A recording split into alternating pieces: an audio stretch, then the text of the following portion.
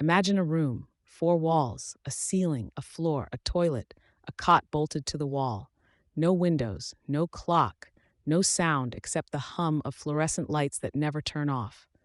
This isn't a horror movie. This isn't a dystopian novel. This is happening right now in prisons across the world.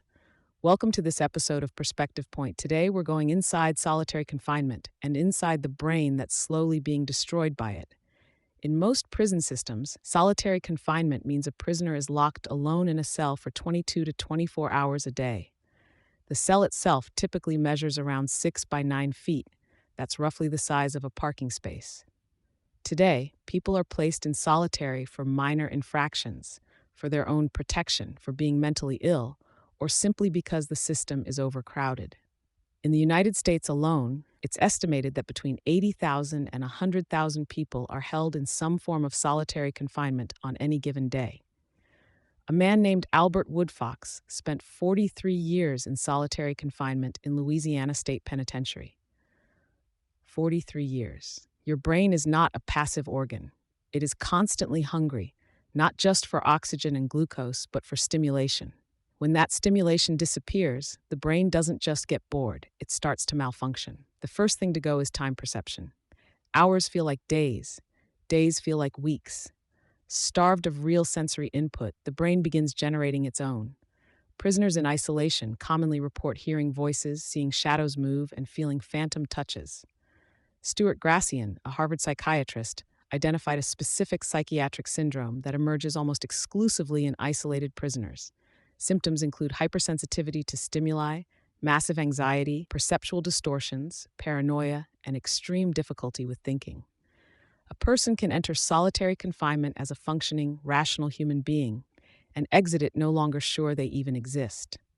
Neuroscientists have found that prolonged social isolation causes measurable structural changes in the brain.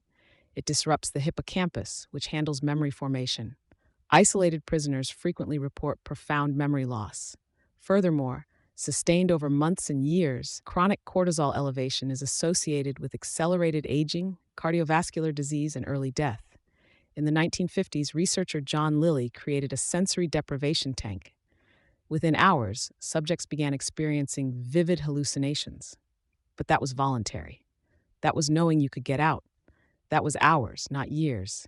The United Nations has classified prolonged solitary confinement, defined as more than 15 consecutive days, as a form of torture. The irony is that this system often creates the very danger it claims to prevent. Prisoners released from long-term solitary directly back into society show dramatically elevated rates of violent reoffending.